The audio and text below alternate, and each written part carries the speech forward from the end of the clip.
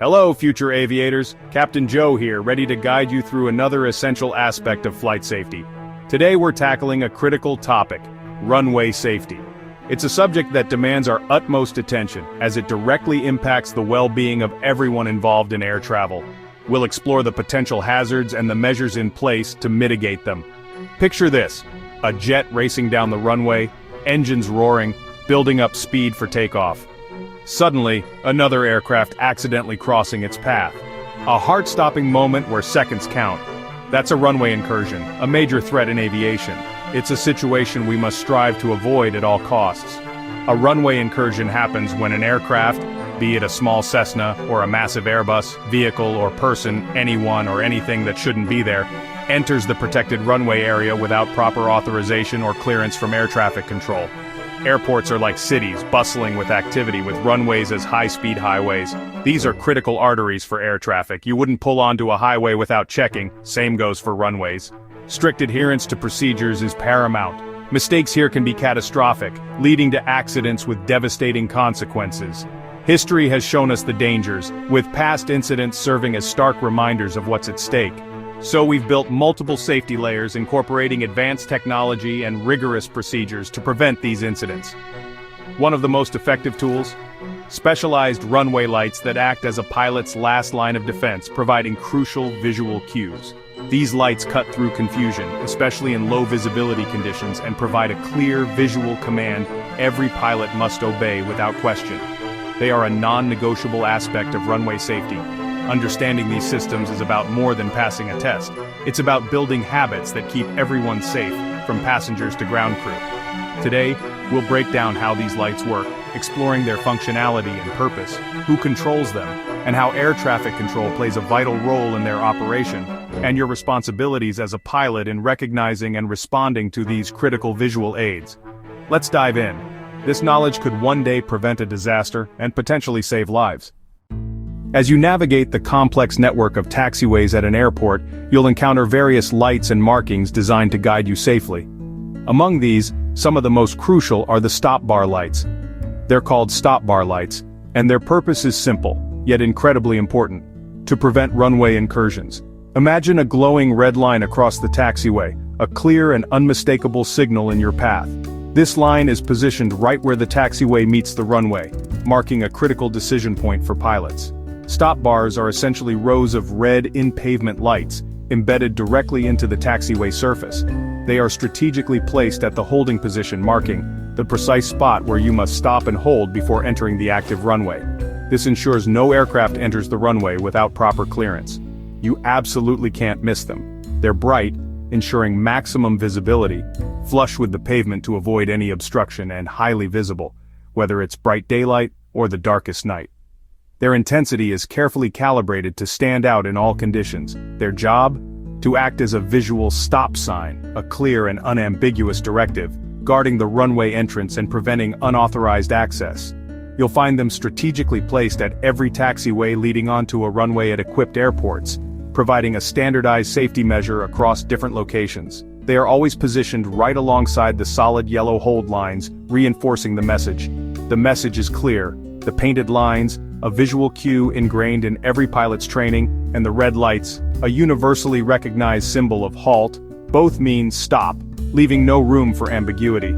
These lights are unidirectional, only visible to pilots approaching the runway, ensuring they receive the critical stop signal, not to those already on it, preventing any confusion or misinterpretation. They're specifically built to be seen even in poor weather conditions, like dense fog or heavy rain, and are robust enough to handle the weight of any aircraft, from the smallest Cessna to the largest jumbo jet. Think of the stop bar as a barrier made of light. When it's illuminated, the gate is closed, and access to the runway is strictly prohibited. Crossing an illuminated stop bar without explicit clearance is a serious violation, a major breach of safety protocols. It means you've bypassed a crucial safety system designed to protect both you and others. The lights eliminate any doubt or uncertainty at this critical juncture. Knowing how to recognize and, more importantly, respect these stop bar lights is step one in ensuring you're actively contributing to keeping the airport environment safe for everyone. Let's talk about what these lights mean. These aren't just decorative elements, they're crucial for maintaining order and safety on the airfield. Understanding their language is paramount for every pilot and ground crew member. The stop bar system uses a universal language, a language understood across all borders and aviation communities. It's a visual code designed for clarity and immediate comprehension. Red means stop. It's an absolute, non-negotiable command. It signifies a potential hazard or conflict ahead. Green means go. It's your visual confirmation that the path is clear and you're authorized to proceed. When you see a solid red bar of lights stretching across your path, it's impossible to miss. The message is simple: do not cross. It's a firm instruction, leaving no room for interpretation or guesswork. Red means the runway isn't safe for you to enter, regardless of the reason. There could be another aircraft, an obstruction, or ongoing maintenance. Hold your position, no exceptions. Waiting for clearance is crucial, even if you think you see an opening. When ATC determines it's safe and the runway is clear for your movement, they'll turn off the red lights, signaling that the restriction has been lifted, and often turn on green taxiway lead-on lights. These lights act as a guide, showing you the correct path. The green lights guide you from the taxiway onto the runway, providing a clear visual reference, especially helpful in low visibility. In fog, rain, or at night, these lights become even more critical. Recap: red bar on, runway closed to you. It's a visual barrier, preventing you from entering a potentially dangerous area. Stay behind the line. Respect the visual cues and await further instructions. Red bar off and green lights on, a clear indication that it's safe to proceed. Runway open, follow the green path. Trust the guidance system and maintain situational awareness. It's a binary system, a straightforward method of communication. On or off, no room for confusion. This simplicity is key to preventing errors and ensuring safety. This visual instruction works alongside your verbal clearance from ATC. It's a redundant system, providing multiple layers of safety. Both cues, what you see and what you hear, are equally important and should be carefully considered. Must match before you move. Discrepancies should be immediately addressed with ATC.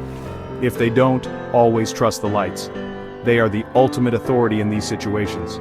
This system is designed to keep you safe even when things get hectic.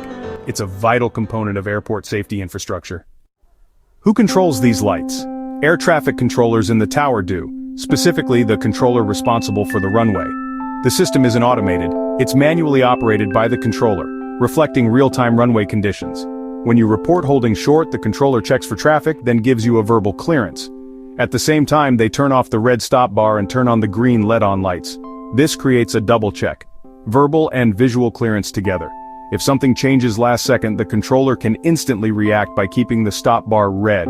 The lights are a dynamic safety tool, directly linked to the controller's plan. Stop bars aren't everywhere. They're found at larger airports, especially where low visibility is common. They're mandatory during low visibility operations, LVO, when visibility drops below 1,200 feet. In fog or poor weather, the risk of accidental runway entry rises sharply. Stop bars provide a clear, unmistakable signal when you can't rely on sight alone. They're also crucial for Category 2 and the third instrument approaches, where visibility is near zero.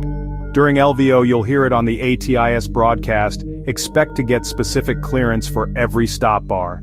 Your progress across the airfield becomes a deliberate step-by-step process managed by ATC. In low visibility, these lights are your lifeline. Here's the golden rule. Never cross an illuminated red stop bar, even if ATC says you're cleared. If you hear "cleared for takeoff" but the red bar is still on, you do not move. This rule protects against human error, on both sides of the radio. The red stop bar is your final safety net, resolving any conflict between what you hear and what you see. If you get a verbal clearance but the stop bar is still red, hold short and call the tower. Tower, Cessna, 172 holding short red stop bar. This is the professional, safe response. The controller will correct the situation, either by turning off the lights or clarifying the clearance. This is threat and error management in action. The lights are your friend. They're there to save you from miscommunication. Always trust the lights over the voice. Don't let confirmation bias push you into a mistake. Respect the system. It's designed to keep everyone safe. Let's wrap up with a practical checklist for every runway entry. As you taxi, always know your position. Use your airport diagram. Stop completely at the holding position and confirm you're at the correct runway. Perform a scan. Look for traffic, then check the stop bar status. If it's red, hold short. Only after receiving both verbal clearance and seeing the red lights extinguished and green lights on do you proceed. This step-by-step process, stop, look, listen, and verify, keeps all safety layers intact. Be an active participant in safety, not just a passive recipient. Always check the lights before moving. Fly safe.